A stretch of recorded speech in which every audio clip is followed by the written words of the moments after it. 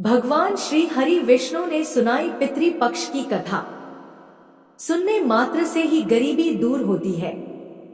जय श्री कृष्णा, राधे राधे। आज हम आप सभी को पितृपक्ष की महान कथा सुनाने जा रहे हैं।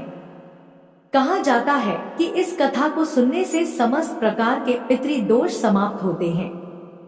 इस कथा का ध्यानपूर्वक श्रवण करने मात्र से ही मनुष्य के कोटि कोटि पाप नष्ट होते हैं और उसे अपार धन, संपत्ति और सुख समृद्धि प्राप्त होती है। पितरों की कृपा से उसके सभी दुख और दोष समाप्त होते हैं और सुखी जीवन प्राप्त होता है। यह महान कथा भगवान शिव ने गरुड़ जी को सुनाई है। आइए सुनते हैं इस कथा को। श्रोताओं, एक समय की बात है, गरुड़ जी अपने मन में जिज्ञासा लिए भगवान विष्णु के पास आते हैं और उन्हें प्रणाम करते हुए कहते हैं, हे प्रभु, पितृपक्ष में पितरों की पूजा करने से कौन सा फल मिलता है? पितृपक्ष के दौरान पितरों की शांति के लिए कौन से उपाय करने चाहिए? भगवान विष्णु कहते हैं, हे गरुड़, तुमने आज उत्तम प्रश्न किया है। तुम्हारे इस प्रश्न में समस्त मनुष्य जाति का कल्याण छिपा हुआ है। जो मनुष्य अपने पितरों को संतुष्ट करता है, उसके समस्त दोष और दुख समाप्त होते हैं। पितरों की पूजा करने से मनुष्य को अपने पूर्वजों का आशीर्वाद प्राप्त होता है। इस विषय में एक अप्सरा और ऋषि की प्राचीन कथा कही जाती है, जो मैं आज तुम्हें सुनाता हूँ।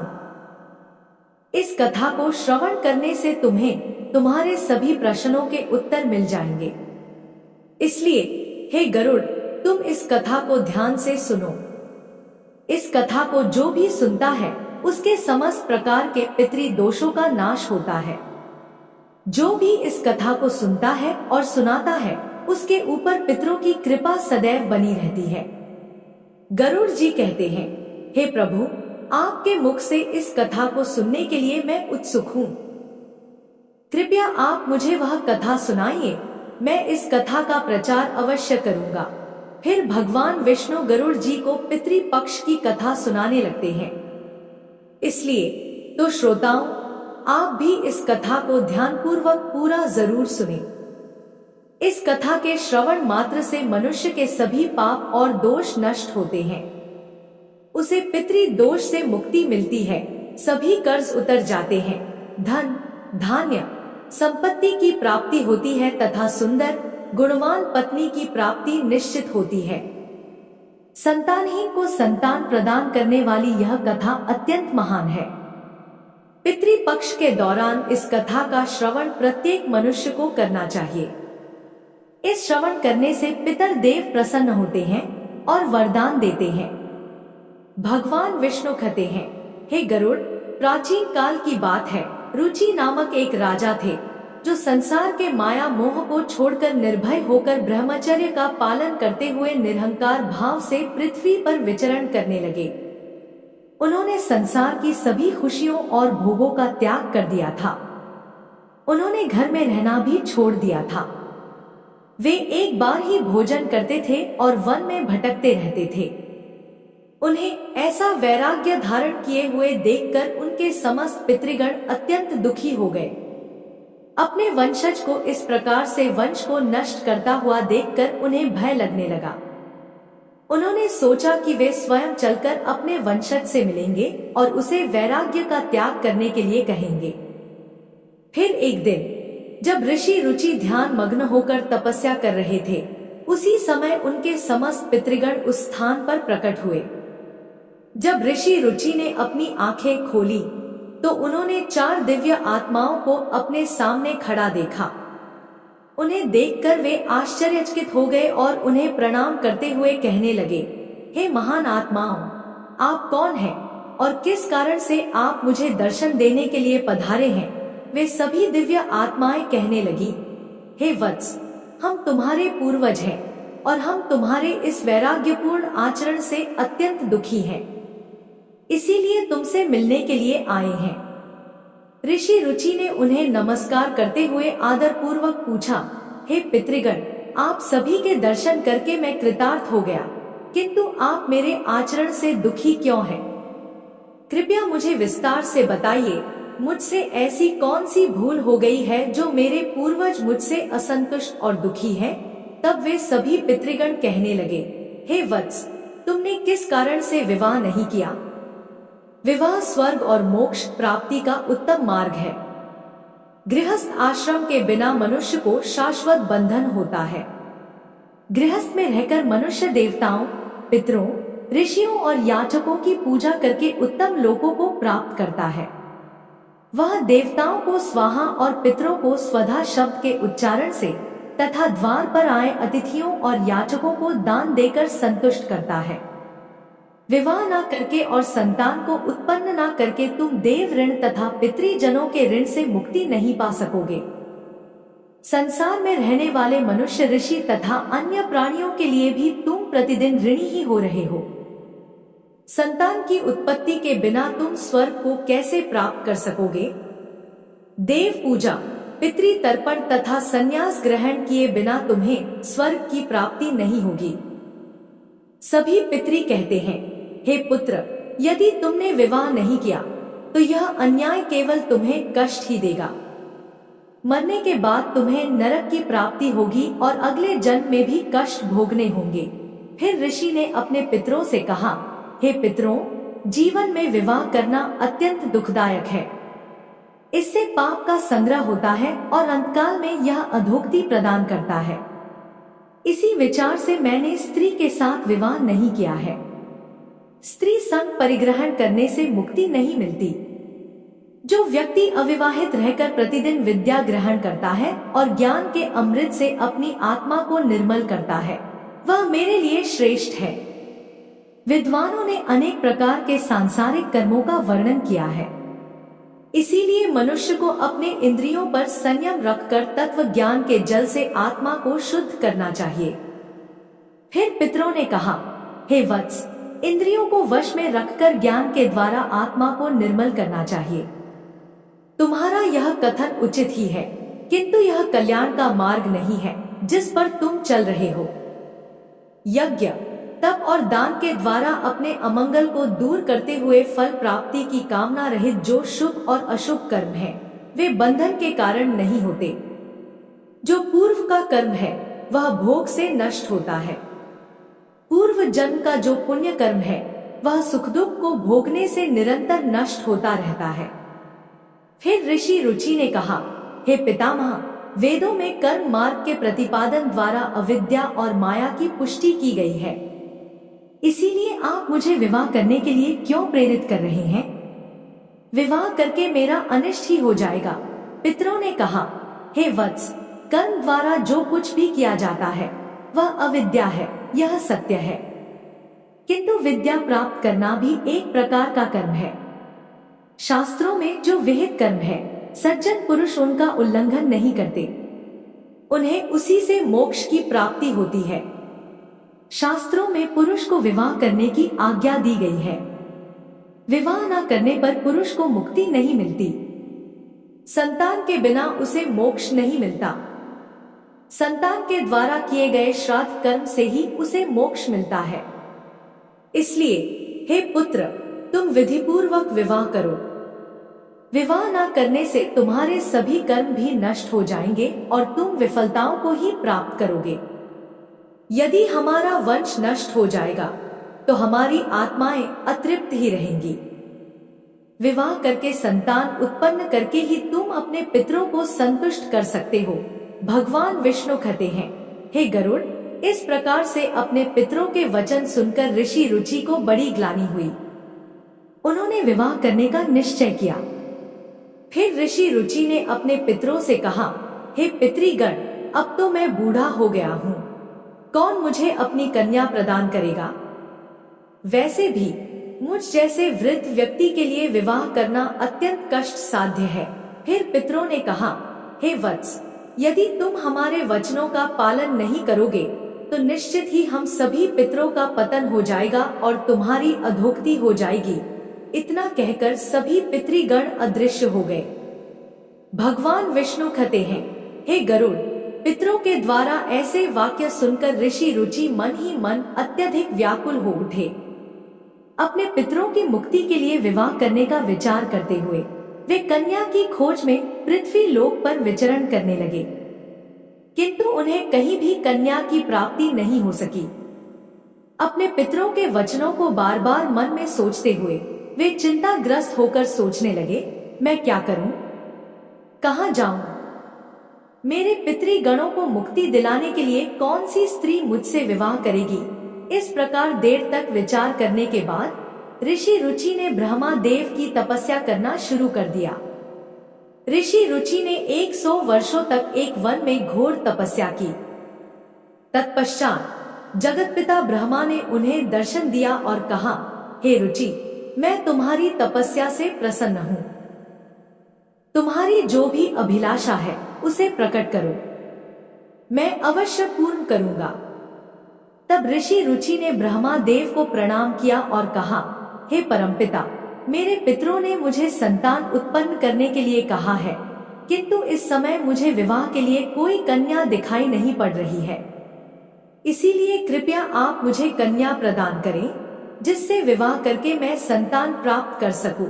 इस पर ब्रह्मा देव ने कहा, हे विप्र, तुम संसार के प्रजापति हो जाओगे। तुम्हारे द्वारा प्रजा की सृष्टि होगी। तुम्हारे पितरों ने कहा है कि तुम्हें स्त्री से विवाह करना चाहिए। इस अभिलाषा को मन में रखते हुए तुम्हें पितरों की पूजा करनी चाहिए। वे प्रसन्न होकर तुम्हारी इस कामना को पूर्ण करेंगे और तुम्हें उत्तम स्त्री की प्राप्ति होगी। इस प्रकार कहकर ब्रह्मा देव अंतर्ध्यान हो गए। ब्रह्मा जी के वचन सुनकर ऋषि रुचि ने पुनः अपने पितरों को प्रसन्न करने का निश्चय किया। फिर ऋषि रुचि नदी के तट पर पहुंचे और एकांत में उन्होंने अपने पितरों का तर्पण करके उन्हें संतृप्त किया। तत्पश्चात एकाग्र चित्त होकर वे भक्ति पूर्वक अपने पितरों की स्तुति करने लगे। भगवान विष्णु कहते हैं, हे गरुड़, ऋषि रुचि ने अपने पितरों के लिए जो स्तुति की उसे प्रत्येक मनुष्य को ध्यान से सुनना चाहिए। यह स्तुति सब दुख और दोषों को नष्ट करने वाली है। जो केवल एक बार इस स्तुति को सुनता है उसके अनेक पाप नष्ट होते हैं और उसे पितरों का आशीर्वाद प्राप्त होता है। इसलिए तुम इस स्तुति को ध्यान से सुनो, तभी यह कथा सुनने का फल तुम्हें प्राप्त होगा। महात्मा रुचि इस प्रकार स्तुति करने लगे। जो अधिदेवता के रूप में विद्यमान रहते हैं और जो श्राद्ध के अवसर पर देवताओं से स्वधा द्वारा तृप्त किए जाते हैं, उन सभी पितृगणों को मैं नमस्कार करता हूँ। स्वर्ग में अवस्थित महर्षिगण भुक्ति मुक्ति की कामना से मानसिक श्राद्ध द्वारा जिन्हें भक्ति पूर्वक तृप्त करते हैं, उन सभी पितरों को मैं प्रणाम करता हूँ। अग्नि, स्वात, बर्षद, आज्य और सोमपति गण वे सभी इस श्राद्ध में मेरे द्वारा संतृप्त होकर तृप्ति को प्राप्त करें। अग्नि स्वात पितृ मेरी पूर्व दिशा की रक्षा करें। बर्षद नामक पितृगण सर्वदा मेरी दक्षिण दिशा की रक्षा करें। आज्ञ पितृजन पश्चिम दिशा की तथा सोम पितृगण उत्तर दिशा की रक्षा करें। यह समस्त पितृजन राक्षस, भूत, पिशाच और असुर गणों के कारण उत्पन्न दोषों से नित्य सब प्रकार से हमारी रक्षा करें। विश्व भुक आराध्य, धर्म, धान्य, शुभानंद, भूति द भूतिकृत और भूति नामक जो पितरों के 9 गण हैं, तथा कल्याण और कलद्रा श्रय कलता हेतु और अनघ नामक जो पितरों के 6 गण कहे गए हैं, और वरेण्य, वरद, तुष्टि, पुष्टि, विश्वपात और धाता नाम से विख्यात ये 7 गण, तथा पितृगणों के पाप विनाशक जो महान महात्मा, महित, महिमावान और महाबल नाम से प्रसिद्ध ये 5 गण हैं, उन गणों के ही 7 सुखद धर्म दुरई अत्यंत प्रसन्न हो गए। और उसी समय एक दिव्य तेज उत्पन्न हुआ जो आकाश मंडल में चारों ओर व्याप्त हुआ। संपूर्ण विश्व को अपने तेज से आच्छादित करने वाली उस रोशनी को देखकर ऋषि रुचि अपने घुटने पर बैठकर फिर से पितरों की स्तुति करने लगे।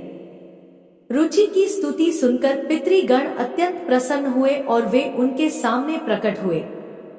रुचि ने पुष्प, गंध और अनुलेय पदार्थों का उन्हें निवेदन किया था। वे सभी पितर उन्हीं को धारण करके उनके सामने प्रकट हुए। रुचि ने भक्ति पूर्वक हाथ जोड़कर अपने पितरों को प्रणाम किया और निवेदन किया, प्रसन्न होकर पितरों ने कहा, हे पुत्र, तुम्हारी इस स्तुति से हम अत्यंत प्रसन्न हैं। इसीलिए अब तुम्हारी जो भी कामना हो वह निसंकोच होकर कहो। फिर नतमस्तक होकर रुचि ने पितरों से कहा, हे पितृदेव, ब्रह्मदेव ने सृष्टि की रक्षा करने के लिए मुझे प्रजापति बनाया है।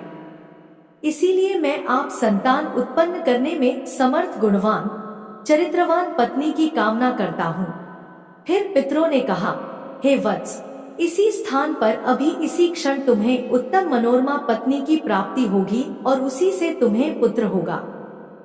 हे रुचि, वह पुत्र बुद्धिमान और बलशाली होकर रोच नाम से तीनों लोकों में ख्याति प्राप्त करेगा। उसके भी अतिशय बलवान, महापराक्रमी, महात्मा और पृथ्वी का पालन करने वाले बहुत से पुत्र होंगे। कहकर समस्त पितृगण ऋषि रुचि को आशीर्वाद देकर उस स्थान से अंतर्ध्यान हो गए। पितरों के अंतर्ध्यान होते ही पितरों की कृपा से उसी समय उस नदी के मध्य से ही रुचि के समीप प्रमलोचा नामक मन को प्रिय लगने वाली सुंदर श्रेष्ठ एक अप्सरा प्रकट हुई। उस श्रेष्ठ अप्सरा ने मधुर वाणी में महात्मा रुचि से कहा, हे तपस्वी, श्रेष्ठ वरुण के पुत्र महर्षि पुष्कर द्वारा मेरी एक अतिशय सुंदर कन्या उत्पन्न हुई है। मैं उस सुंदर रूप वाली मानिनी नामक कन्या को भार्या के रूप में आपको प्रदान करती हूँ। आप इससे विवाह करें।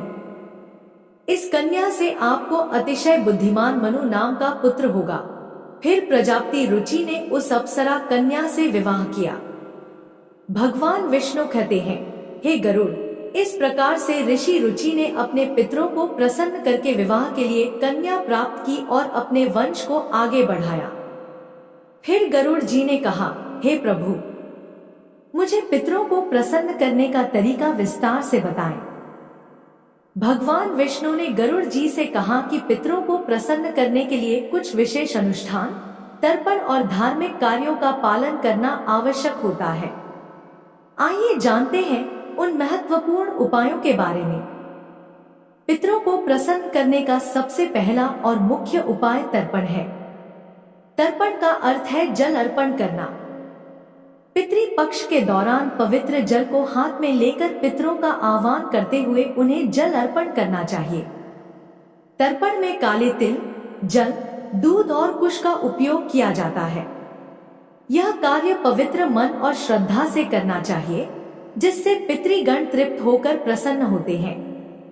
तर्पण करते समय एयुएम पितृभ्य स्वधा मंत्र का उच्चारण करना चाहिए, जिससे पितृ संतुष्ट होते हैं और आशीर्वाद प्रदान करते हैं। भगवान विष्णु कहते हैं, श्राद्ध कर्म पितरों की तृप्ति के लिए एक महत्वपूर्ण अनुष्ठान है। इसमें पितरों के निमित्त भोजन, फल और वस्त्र अर्पण किए जाते हैं। श्राद्ध कर्म करने वाले व्यक्ति को ब्राह्मणों को भोजन कराना चाहिए और उन्हें वस्त्र एवं दक्षिणा देकर आशीर्वाद लेना चाहिए। श्राद्ध के दिन विशेष रूप से सात्विक भोजन बनाना चाहिए, जिसमें खीर, पूड़ी, सब्जी और अन्य पौष्टिक एवं ताजे खाद्य पदार्थ शामिल हो। इस भोजन को पवित्रता के साथ पितरों के निमित्त अर्पण किया जाता है।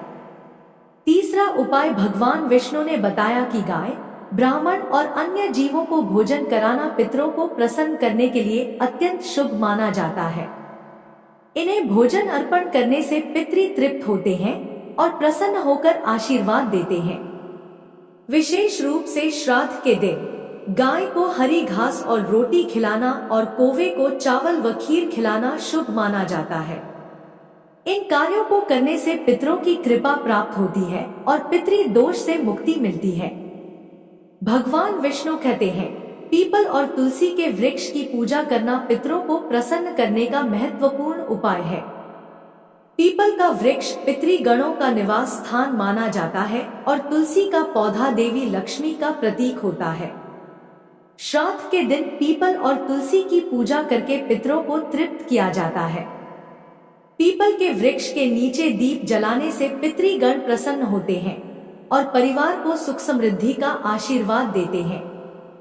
भगवान विष्णु ने गरुड़ जी को बताया कि जो व्यक्ति पितृ दोष से पीड़ित होता है, उसे गया जी या अन्य पवित्र तीर्थ स्थलों पर जाकर पिंड दान करना चाहिए। गया जी में पिंड दान करने से पितृ संतुष्ट होकर मोक्ष प्राप्त करते हैं और वंशजों को आशीर्वाद देते हैं। पिंड दान के समय काले तिल, कुश और चावल का उपयोग करके पितरों को अर्पण करना चाहिए। यह प्रक्रिया पितरों को तृप्त करती है और उनकी आत्मा को शांति प्रदान करती है। भगवान विष्णु कहते हैं, पितरों को प्रसन्न करने के लिए व्यक्ति को श्राद्ध पक्ष के दौरान व्रत रखना चाहिए। इस समय सात्विक आहार ग्रहण करना चाहिए और ब्रह्मचर्य का पालन करना चाहिए। भगवान विष्णु ने गरुड़ जी से कहा कि श्राद्ध पक्ष में मांस, मदिरा और तामसिक आहार का सेवन नहीं करना चाहिए। व्रत के दौरान भगवान विष्णु, शिव और देवी लक्ष्मी की आराधना करनी चाहिए। इससे पितरों की आत्मा को शांति मिलती है और वे प्रसन्न होकर आशीर्वाद प्रदान करते हैं।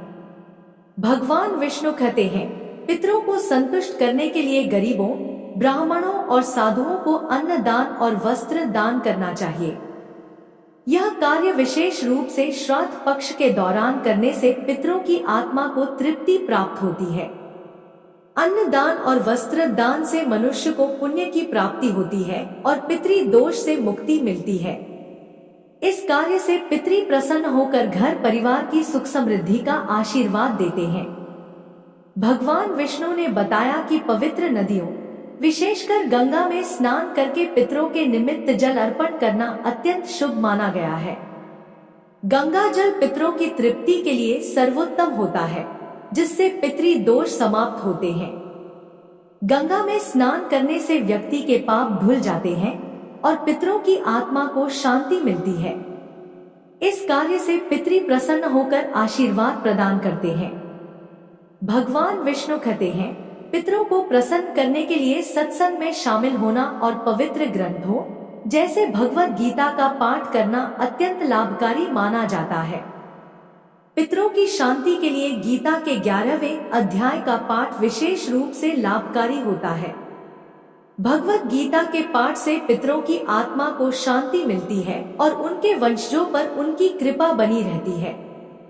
भगवान विष्णु ने गरुड़ जी को यह भी बताया कि जो व्यक्ति इन उपायों को श्रद्धा और विश्वास के साथ करता है, उसे जीवन में सभी प्रकार के सुख और समृद्धि प्राप्त होती है।